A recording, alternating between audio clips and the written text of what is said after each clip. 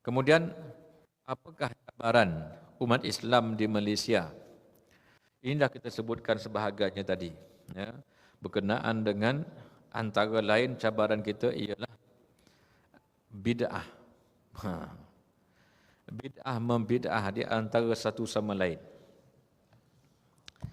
Baik. Kita seronok agaknya bid'ahkan orang.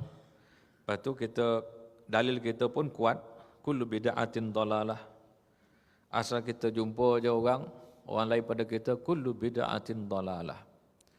Kullu bid'atin dalalatun. Itu mubtada' dan khabar kan, subjek dan predikat. Syarat bagi mubtada' dia mesti ma'rifah. Apakah kullu bid'atin itu ma'rifah? Dia adalah nakirah, diidhafahkan kepada nakirah. Adakah mencapai martabat ta'rif, ma'rifah? Tidak sampai. Perbahasan kullu man 'alaiha fan wa yabqa wajhu rabbika dzul jalali wal ikram. Kullu, setiap itu akan binasa semua. Kullu man 'alaiha fan. Di atas muka bumi hancur belaka. Ketika hancur bumi, arasy hancur atau tidak? Syurga hancur atau tidak? Neraka hancur atau tidak? Lafaznya kullu. Masih ada perbahasan ulama. Masalah idhafat nakirah sama nakirah. Kalau kullul bid'ah, bezanya apa?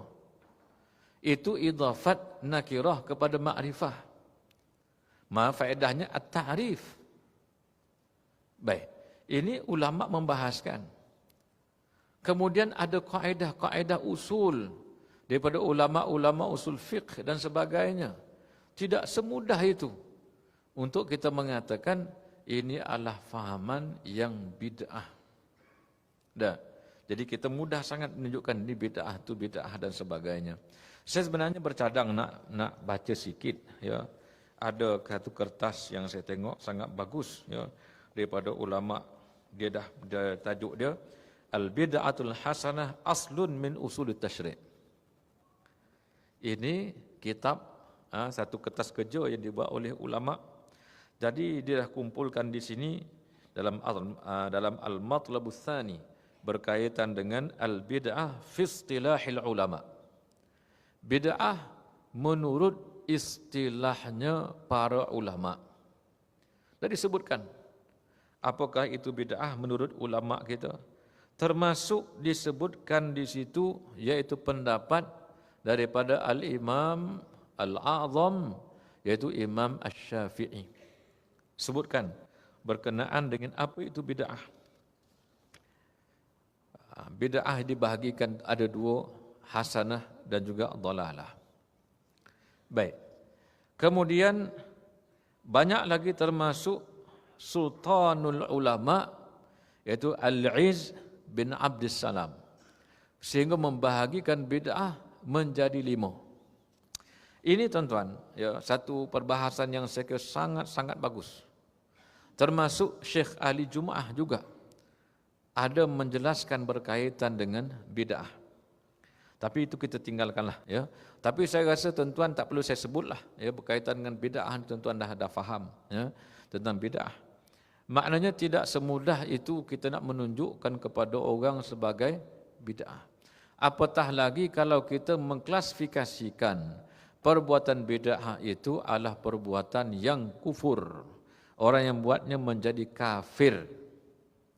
La yarmi rajulun rajulan bil fusuq wa la yarmihi bil kufri illa irtaddat alaih illam yakun sahibuhu kadzalik.